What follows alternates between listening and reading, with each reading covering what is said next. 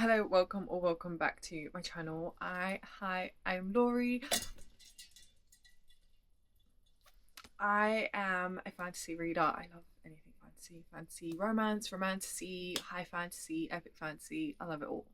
But today it's time for my book haul. Now, I usually do a monthly book haul, but for the past, 2 months, I have not done a book haul.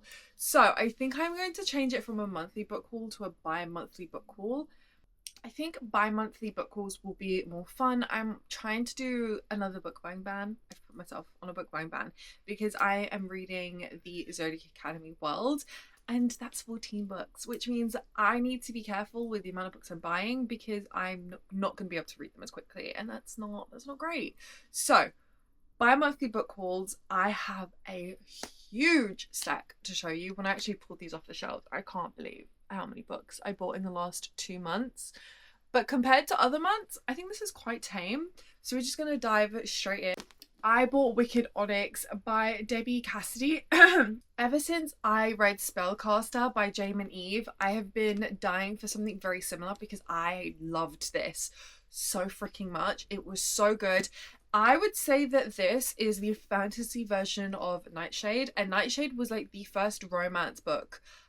I think, yeah, literally the first romance physical book I have ever picked up. Because I think before that I would read paranormal romance, but this is the first actual romance book, and I loved it. I devoured it. Daybreak cannot come soon enough. And then I read Spellcaster, and it's very reminiscent of this in a fantasy world, same academia setting with magic, family rivalries, a lot of a very mysterious MMC where you can't really seem to get like a hook on him. And I love these, and ever since that hole in my heart has needed to be filled, so I picked up Wicked Onyx, and I do think that this has the potential to give me what these did. So I'm really excited about this. I haven't picked this up yet, but I think this would be perfect for like a 24-hour reading vlog, which I'm planning on doing soon. So keeping your eyes out for that. Tempest Blade by Daniel L. Jensen. This is the final book in the British Kingdom series. I have read this already and it was so good. Heartbreaking because the fact that this world is wrapped up, it's all finished, I've got no books to look forward to. Heartbreaking, but this was a spectacular ending to this entire series. The fact that the author had the thought to add POVs from previous characters we had been introduced to, I think was just the perfect way to say goodbye to this world and give us those characters again for the final time. I loved this, and I'm already planning on doing a British Kingdom series reread because it's one of my 5-star series. I love it so much. I love interconnected duologies. They're literally the best way to read a big series because it doesn't feel overly stretched out. Each set has that individual plot with the overall plot forming. I seem to be really enjoying them, and I'm definitely going to keep an eye out for more interconnected duologies or interconnected standalones. The Arcane Study of Stars by Sydney J. Shields. I picked this up on a whim. I went to Waterstones and I was like, I want to buy a book. Story of my life. I have not been in Waterstones in quite a while now because I'm trying so hard to be good. But I was in Waterstones. This was, in the month of April, and I read the back of this and I was like, how have I not heard anyone talking about this? This sounds so good. So I was like, you know what, I'm going to pick this up. I don't need to hear other people raving and ranting of the book to prompt me to pick one up. So I picked this up. It sounds really good. It sounds really interesting, and I think this is perfect after I read Zodiac Academy because Zodiac Academy is about a world that studies stars and the whole world revolves around stars, and this one has stars as well, so fitting. My Fairy Loot Romantasy book pick for April was Death's Daughter by S.A. Barnes. I haven't read this yet. I am planning on reading this. To be honest, this was on my May TBR. I didn't get to it, but I think this is going to be a fun read. I don't have overwhelming 5-star vibes from this book. I think this is just going to be a fun, good book. Maybe in between series, maybe as like a little palette cleanser where I don't want to take the... Actually, do you know what? This would have been perfect after reading The Ballad of Fallen Dragons, just to kind of have a book that's not making me feel too much and that I'm not feeling overly attached to. This would have been perfect. The Gravewood by Kelly Andrew. Wayward's latest release. I've read this. it didn't go well. I was really excited about this. I was saying for ages, this is my most anticipated release. I can't wait for it to come out. I can't wait to read this. It's a YA fantasy romance. I wouldn't even say it's fantasy romance. I'd say this is a romantasy, quite clearly. It just wasn't for me. It fell flat. I didn't really get the gist of anything that was happening. Nothing really felt like it worked. It just felt like a bunch of points that were trying to be hit rather than it feeling very natural and smooth, and you know, the plot was moving forward. Instead, it just felt like, what the fuck am I doing in this world? What's the point of anything? I felt no attachment to the characters, to the plot. I really, at one point, was kind of hate reading this. It's just very lust forward. I didn't believe the relationship, didn't believe in the romance. So I will be unhauling this. Owned it a month, will be unhauling it. Riftborn by Greenwich and Lennox. This is their traditionally published book. I have their indie paperbacks and I love this book. And obviously with them being traditionally published means the entire series will be coming out with new covers, in hardcover, which is my favourite, and with sprayed edges, which is perfect. But the third book would be coming out in this format, and so my series wouldn't match. So of course I had to pick up the new editions of these, and I love these sprayed edges. I don't think I have any books on my shelves that have bright green sprayed edges like this. Like, you wouldn't think that that would be nice, but I really, really like it, and I'm a sucker for a dagger on a sprayed edge.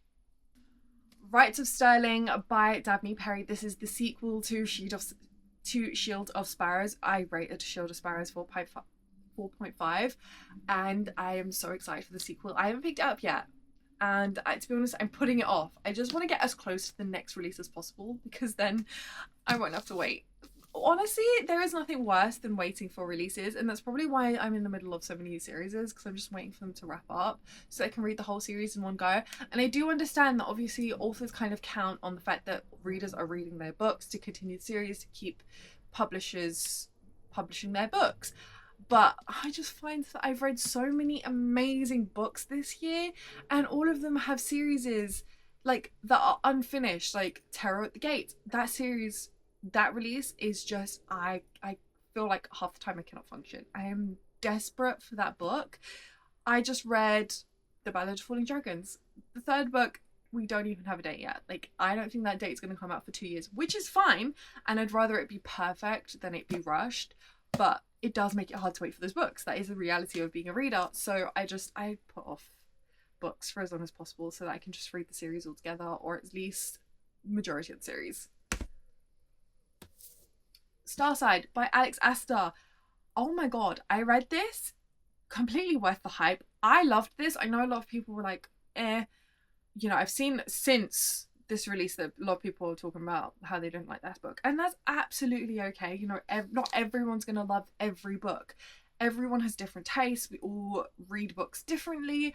I loved this. I rated this a 5 stars. I absolutely devoured the absolute shit out of this. I could not get enough. And this is another book where I'm like, oh my god, Stormside is not going to be released for another couple months. Which I am a bit concerned. The fact that the second book is coming out like a few months after the release of this one. Because I do feel like books need to be written.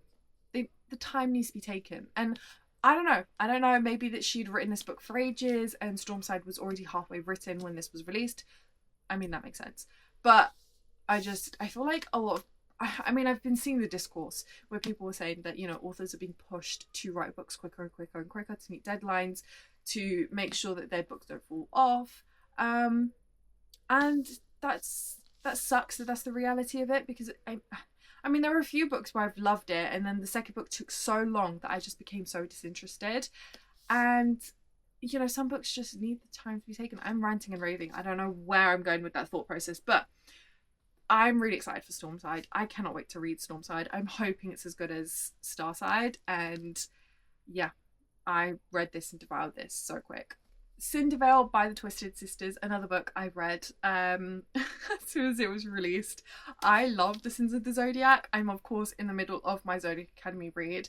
I just finished, well, I'm like 10 pages left into Zodiac Academy. I will have a reading vlog for that, but waiting for the next book after the plot twist that this was is killer.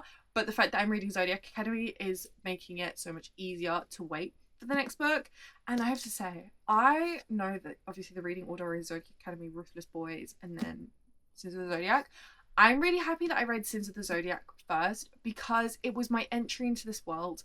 The writing on these books are so much better than Zodiac Academy. I'm only on book 1, so I can't really say that, but you can definitely see the difference in the skills between writing this book and that book. And I think having read this book where the skills had gotten where they were and then going back was so much better and works for me, because I think if I'd read Zodiac Academy first, I think I would have really struggled. There are obviously a couple of things that I'm having issues with in Zodiac Academy, but knowing what I know about this world and these characters and the way they write is making it so much easier to get through, and I'm actually really enjoying it. But yeah, this was a 5-star. I think this was my first book in the Sins of the Zodiac Academy that was a 5-star. I loved this book. Crazy ending. I felt like I was constantly having my jaw dropped.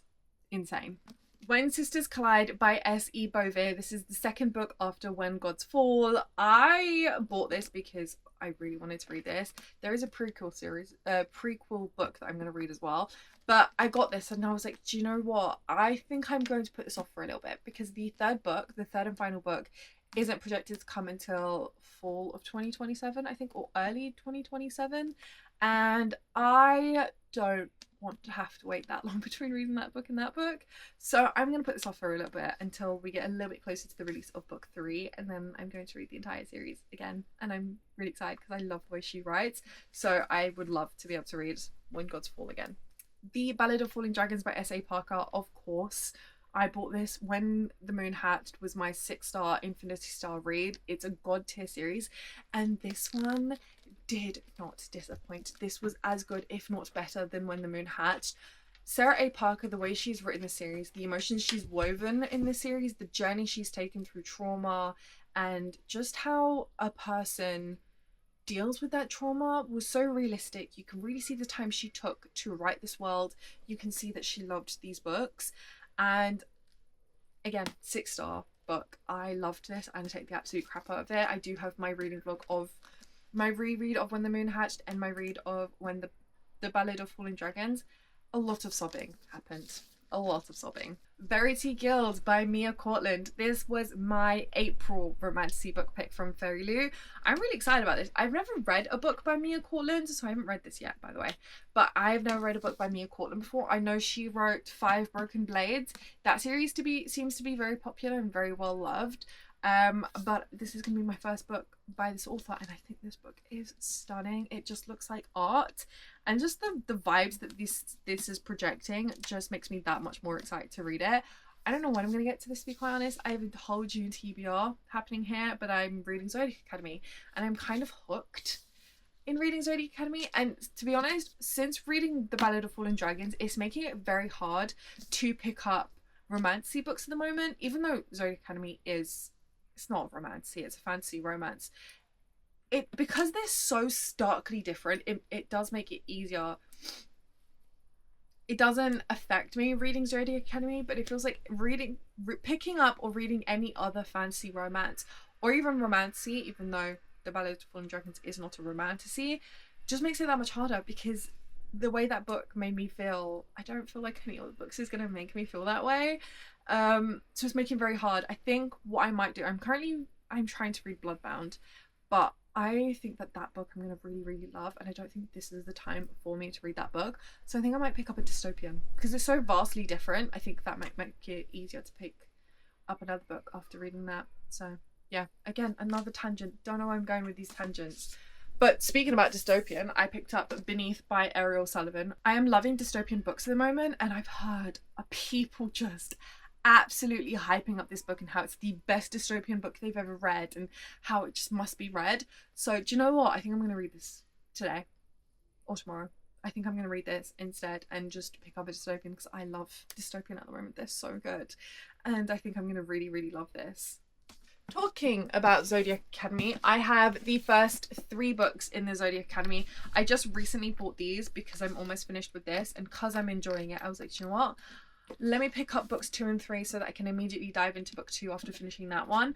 And then after after I've read these two, I will be buying The Ruthless Boys of the Zodiac, because I've heard that that's the reading order that's best to read this in. So I'm going to read books 2 and 3 next, and then The Ruthless Boys of the Zodiac. And I don't know, I guess we'll see how that goes. Again, reading vlog is coming out very, very soon. I love these paperbacks, by the way. I love these covers way more than I do the original Zodiac Academy covers.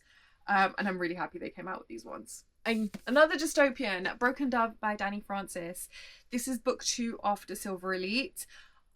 You know, when I finished Silver Elite, if you had told me that I wouldn't have picked up book 2 immediately after having it in my hands, I would have said you were crazy and that there was no world in which I did not pick up Broken Dove as soon as it was in my hands. It being, what, a year later, I have read other dystopians since, and I think it's because it's been so long since I read a dystopian to then read Silver Elite. I thought that was like so good, and since then I've read To Cage a Wild Bird, which was absolutely phenomenal, and I think such a well-rounded dystopian. It did everything in perfection: the romance, the plot, the world building, the characters and the development, and you know, their individual relationships. I think it did that so well that it just awakened me to the fact that Silver Elite is a good book, but it's not the best written dystopian, and there were gaps, and I was aware of these gaps, but it was such good vibes, and I was loving the romance that the other parts of it I just wasn't paying that much attention to because they weren't that great.